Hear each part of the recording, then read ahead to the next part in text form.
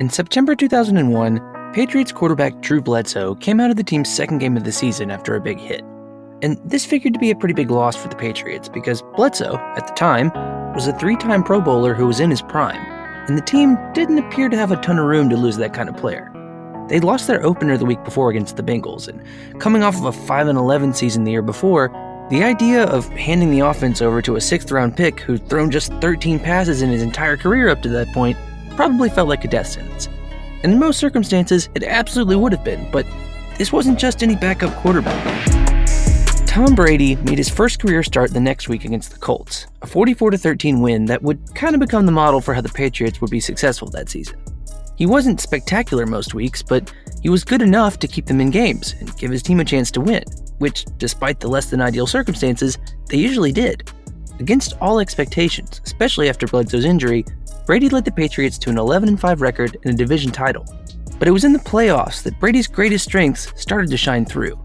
Brady threw for over 300 yards in their famous win in the divisional round against the Raiders. The one where he definitely didn't fumble. And after a knee injury kept him out for a big chunk of the AFC title game, it was his touchdown pass at the end of the first half and his incredibly important completion to Troy Brown that got the Patriots in a position to win their first Super Bowl in team history. Over 20 years later, it's pretty easy to recognize Tom Brady's greatness. The man has been selected for 15 Pro Bowls, an all-time record, been a part of 2 separate all-decade teams, and tops the charts for pretty much every major passing category that exists. TB12 is a living legend, but despite everything he's accomplished since, I believe that everything that makes Tom Brady truly great, especially the ability that I consider to be his secret weapon, was on display during that first year. 9 of the 18 games that Tom Brady played in 2001, including all 3 of the playoff rounds, were decided by a touchdown or less. For a 24-year-old guy basically learning how to be a starting quarterback on the fly, that is a recipe for disaster. And yet, it totally didn't end up that way.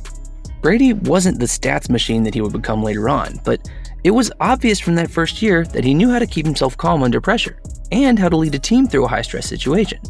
Tom Brady has always had an elite gift when it comes to performing when it matters most. And when I say always, I don't just mean that he's always had it in the NFL. I mean that he's had it since birth. Because this ability, the one that's made him more successful than any other quarterback in NFL history, is genetic. What I'm referring to here is an idea known as the warrior-warrior hypothesis, which is surprisingly hard to say, but not that hard to understand.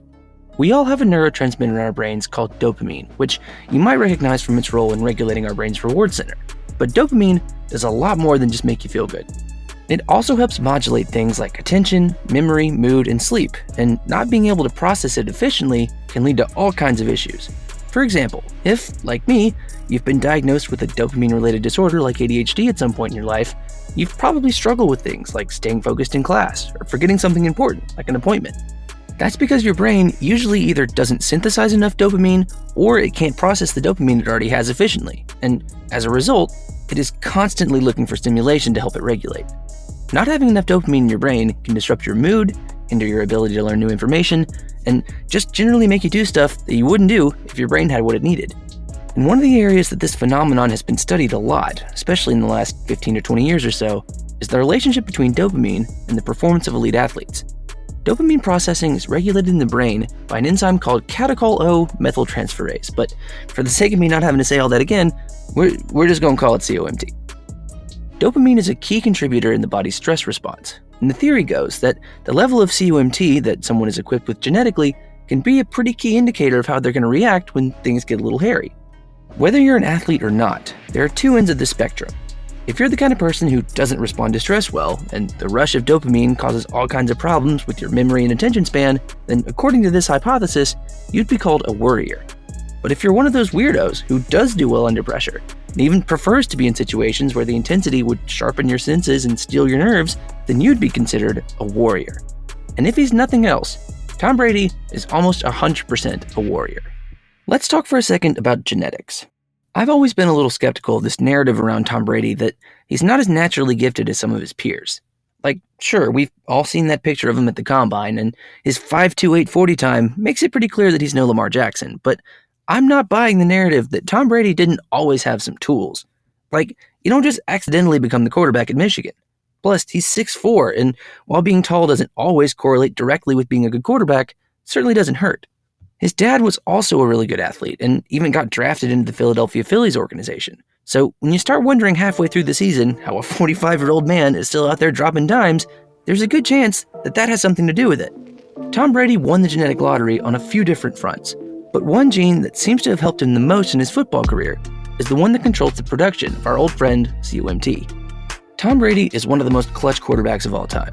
Like, not even looking at the numbers, if you just think about some of the most memorable moments of Brady's career, the ones that come to mind are probably some combination of his comeback in the Super Bowl against the Falcons or any of the other 53 game-winning drives that Brady's engineered over the course of his time in the NFL, which is second all time.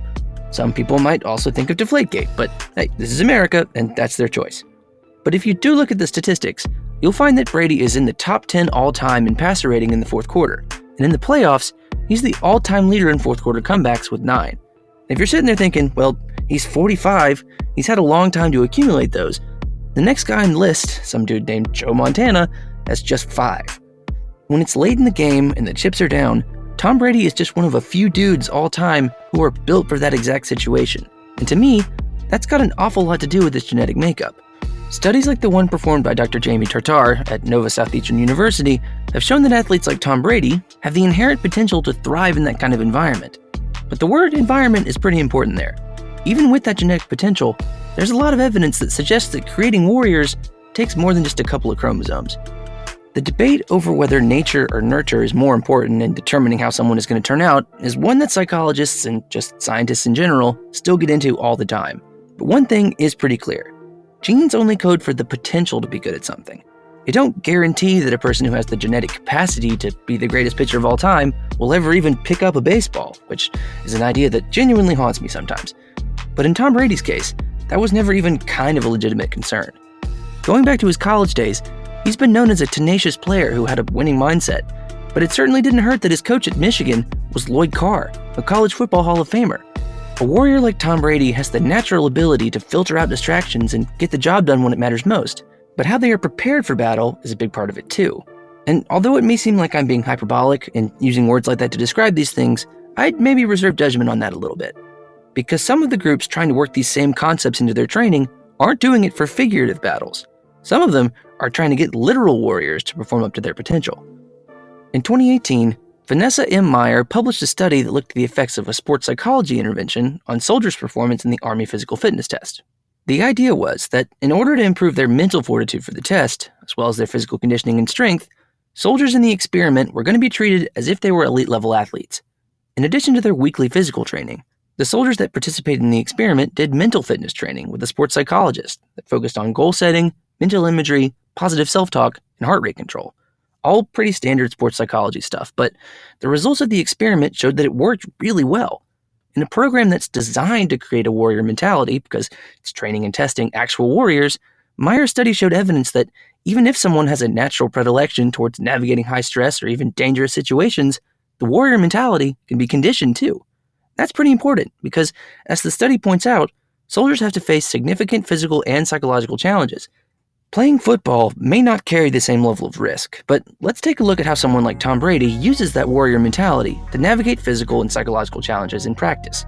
In Super Bowl 51, the Patriots go down 28-3 in the middle of the third quarter, which really makes it seem like the game is over.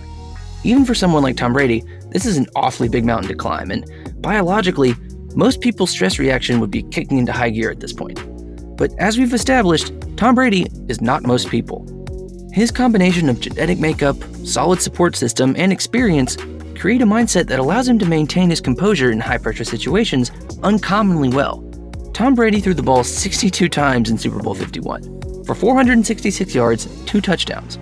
This is probably the greatest performance of Brady's career, but it came out of a seemingly insurmountable deficit. For athletes like Tom Brady, for warriors, when things start to look like they're out of control, that's when they're at their best.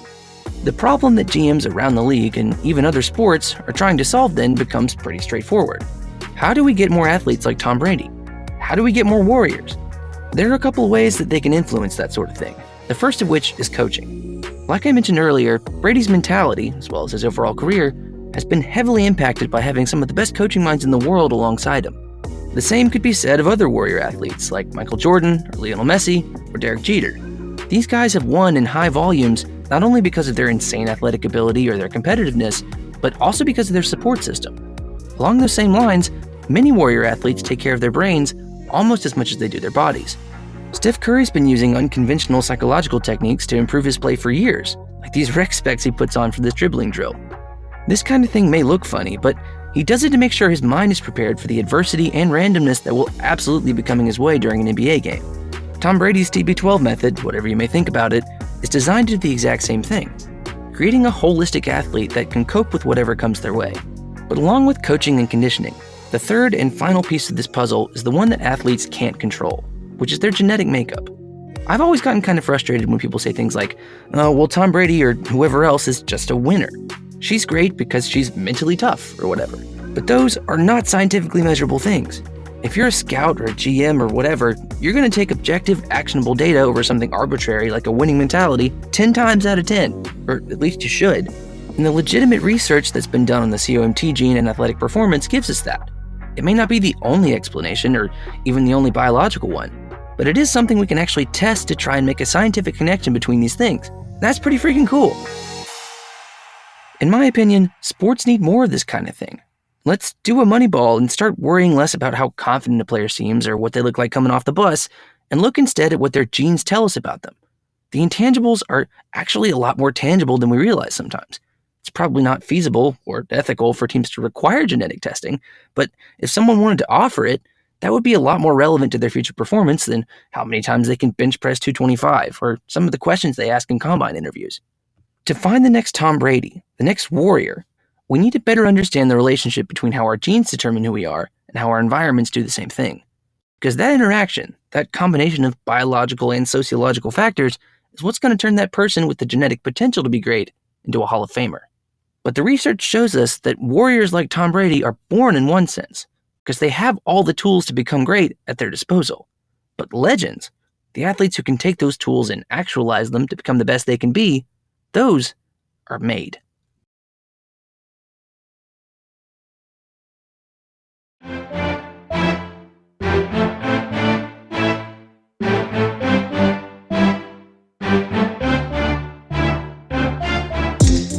Hi guys, it's Will. If you enjoyed the video, please do give it a like and subscribe to the channel for more content like it.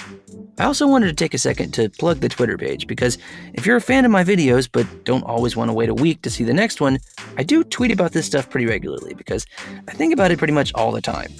My handle is right at the bottom of the screen, and I've posted a link to my Twitter page in this video's description, so if you have a second, give us a follow. I can promise that there will be a lot of tweeting about football here in the next few weeks and months because, hallelujah, that glorious time of year is finally upon us. Thank you so much for watching, but that's all we've got for you this week.